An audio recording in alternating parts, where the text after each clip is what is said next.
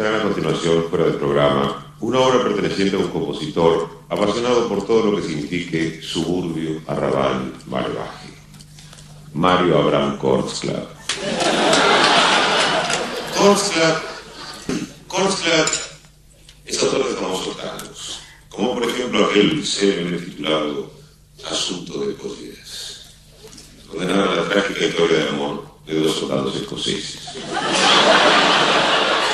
El interpretará a continuación de Mario Abraham Kortzklaff su pieza en forma de tango Opus 11, también llamada Miserere.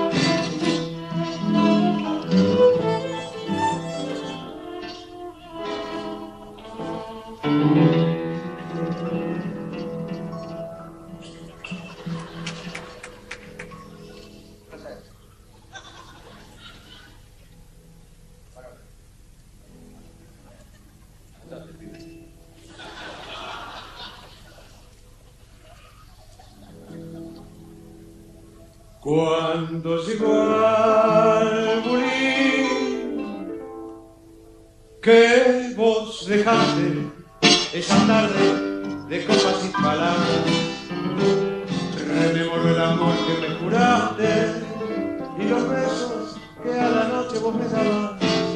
En las horas de escabio y amargura me pregunto si fue cierto tu cariño. Y aunque busco en el escrache no hay ninguna que como vos me quiera como un niño. ¿Por qué te fuiste, mamá, con ese gil antipático?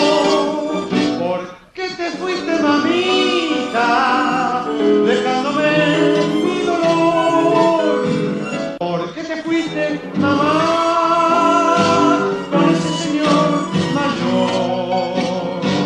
¿Por qué te fuiste, viejita? ¿Qué tiene que yo no? En la esquina del herrero la percanta, mano a mano con la cera y el percal.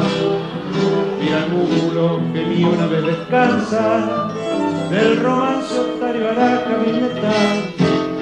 Mendejón, taimado, taita guapo, cafetines, suburbios, arrabales, cometillo, bombes de esquina y tango, ilusiones de malevos pasionales. ¿Por qué te fuiste, mamá? Poca ropa me lavabas.